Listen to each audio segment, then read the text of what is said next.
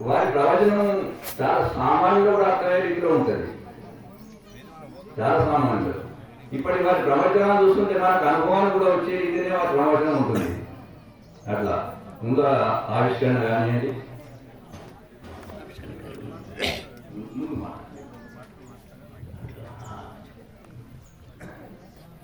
బంధువులారా, ఈరోజు చాలా శుభదినం. ప్రణవాశ్రమం 3వ వార్షికోత్సవంలో పాల్గొనే భాగ్యం నాకు కలిగింది. మీ అందరితో పాటు నేను కూడా సంతోషిస్తూ ఉన్నాను. భాగ్యనగరం నుంచి పరాశరాశ్రమం అధిపతి పరిశుద్ధానందుల వారు ఇక్కడికి వచ్చినారు. నిన్ననే వారు, మేము చాలామంది, మా రామచంద్రారెడ్డి మొదలైన వాళ్ళం, సాధుమూర్తులం అందరం కూడా ఇక్కడికి వచ్చినాం. ఈ మహోత్సవంలో వారికి నేను ఏమి ఇవ్వాలి? నిజానికి కవుల దగ్గర, రచయితల దగ్గర ఏమంటే అక్షరధనం ఉంటుంది. అంటే అక్షరాన్నే ధనంగా భావించాలి. అక్షరమే ధనం అన్నమాట. మేము ఇచ్చే అక్షరాలే ధనం. నిజానికి వారి నేను ఎప్పుడో వచ్చిన సందర్భంలో అన్నాను, మీరు చాలా ఆశ్చర్యపోతారు. అయ్యా, ఇక్కడ శాశ్వతమైన భవనాన్ని ఒకటి నిర్మించండి. ఆ భవనానికి నా వంతు నేను అక్షర ధనమే కాదు, ధనాన్ని సమర్పిస్తానన్నాను. 1,00,000 రూపాయల చెక్కు ఇప్పుడంటే ఇప్పుడు వారికి ఇస్తాను. కానీ వారు ఎందుకు ఇయ్యండి అని అంటలేడు. ఏమి ఇంకా మరి నన్ను చూసి ఇతరులు కూడా ముందుకు రావాలి. ఇక్కడ 2 అంతస్తుల ఒక బిల్డింగ్ అక్కడి నుంచి ఇక్కడి దాకా జరగాలని మరి నా కోరిక, పరిశుద్ధానందుల వారి కోరిక కూడా. ఎందుకంటే విశ్వనాథ క్షేత్రాన్ని చూస్తే మీరు చాలా ఆనందిస్తారు. 3 అంతస్తుల బిల్డింగ్, 5 అంతస్తుల బిల్డింగ్. కానీ ఇక్కడ 2 అంతస్తుల బిల్డింగ్ అని కట్టకపోతే ఎట్లా? కాబట్టి వారికి నేను అక్షర ధనమే కాదు, ధనం ఎట్లా పోయి ఇస్తాను నేను తప్పకుండా. మీరందరూ దాతలు రావాలి. ఇప్పుడు ఉన్నటువంటి వాళ్ళంతా చాలా మంది మా గోపాల్ రెడ్డికి స్నేహితులు ఎంతో మంది ఉన్నారు. ఆయన అంటే చాలా ఒకసారి ఒక పాట పాడితే ఏమండి పైసలు ఎన్నైనా రాలుతాయి, విధంగా చెప్పాలి అంటే.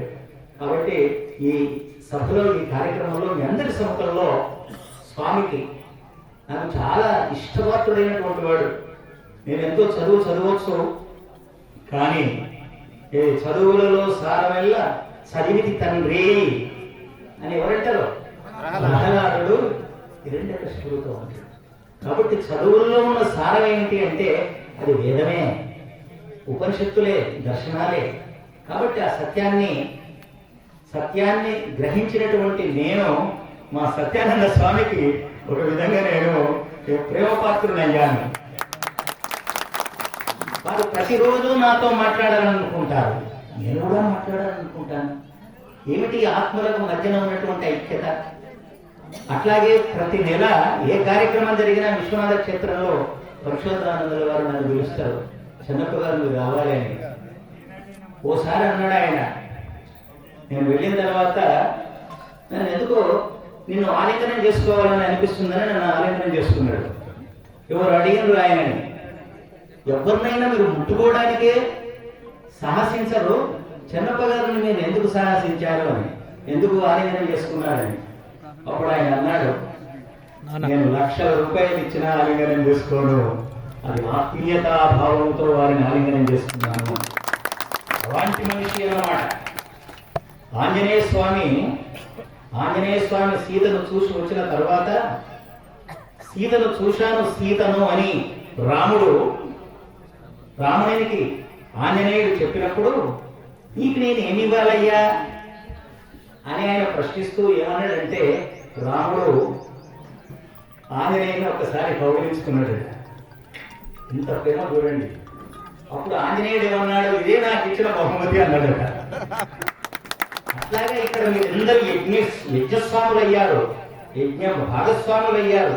మీకందరికీ వాళ్ళ ఆశీర్వాదం దొరికిందని మనం చేస్తున్నాను. నేను మీ పిల్లలు, పాపలు, బంధువులు, స్నేహితులు, మిత్రులు అందరూ క్షేమంగా, శుభంగా ఉండడానికి ఇది ఒక మంచి అవకాశం. ఇలాంటి మంచి అవకాశాన్ని నేను ముందుగానే ఊహించి మా రామచంద్రారెడ్డి గారితో నేను మాట్లాడి ఈ యజుర్వేదంలో 31వ అధ్యాయంలో పురుష సూక్తం ఉంది. అది ఋగ్వేదంలో ఉంది, యజుర్వేదంలో ఉంది, సామవేదంలో ఉంది, అథర్వవేదంలో ఉంది.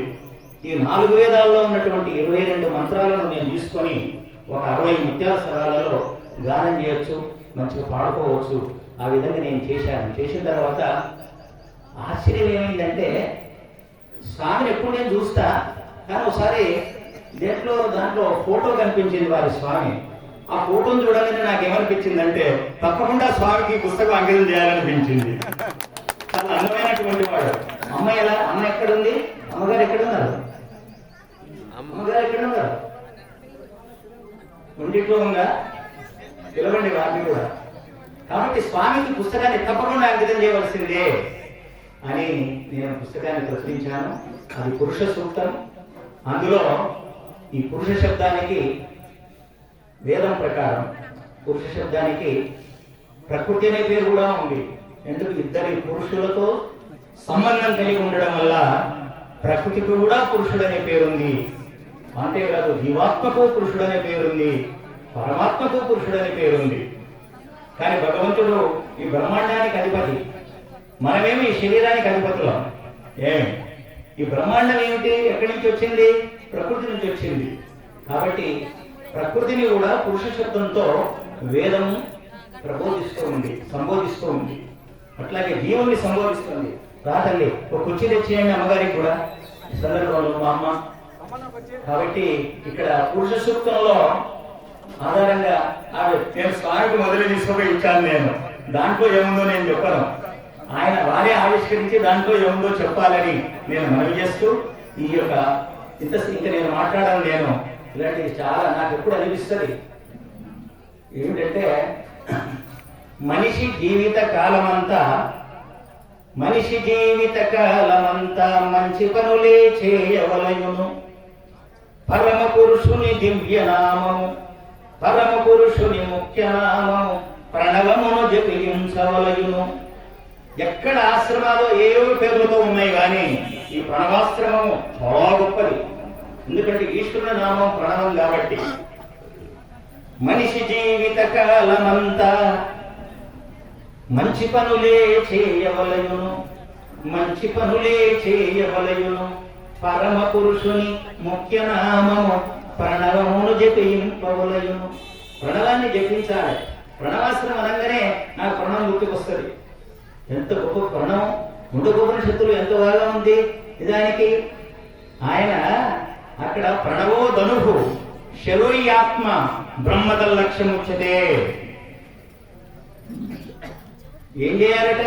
ప్రణవాన్ని ధనుస్సుగా మార్చాలట.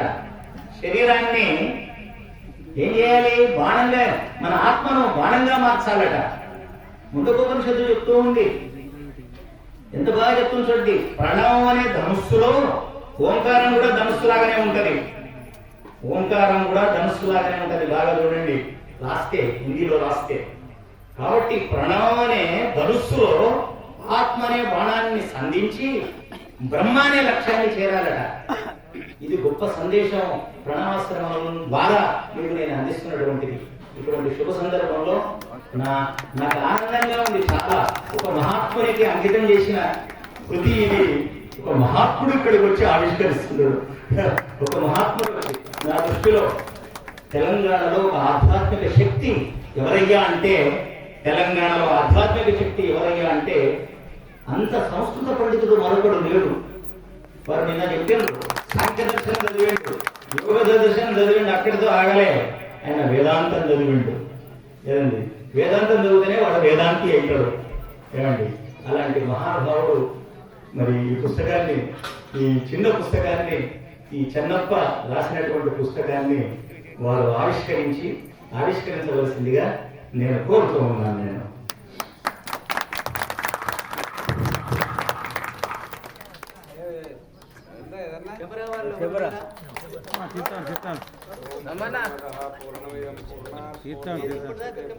పూర్ణమాదాయ పూర్ణమేవావశిష్యతే అస్మన్మయేన పాత్రేణ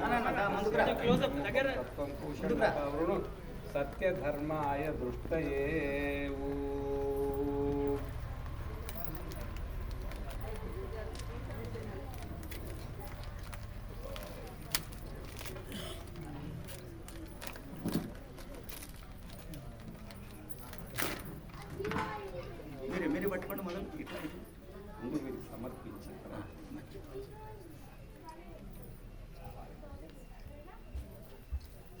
రామచంద్ర రెడ్డి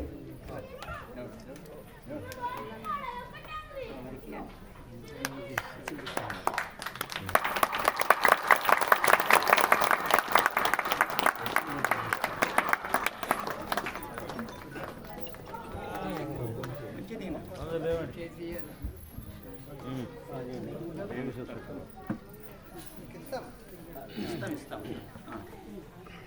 అమ్మా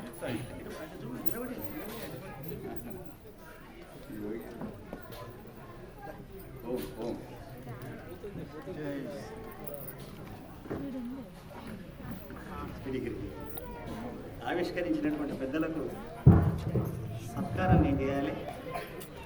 మరి నాకు వీటికి రావడమే సత్కారం, ఎందుకంటే ఏం లేదు. మేము సత్కారం పరిశ్రమ చేసి మీరు మీకు సత్కారం చేయాలి. ఉంటామని పద్యాలు ఇది వాళ్ళ బాకీ శివార్పణ చూడు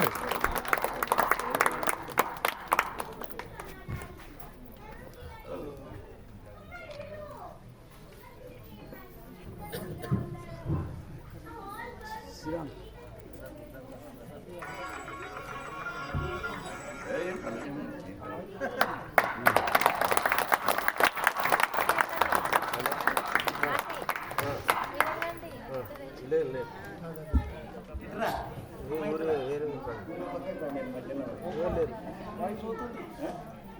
అయిపోయింది. మీరు రండి, మీరు రండి. ఒకసారి జరగరా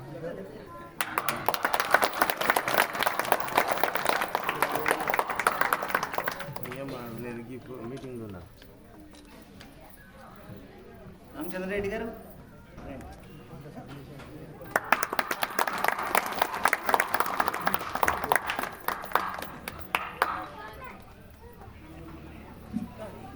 ఈ గుడ్డలు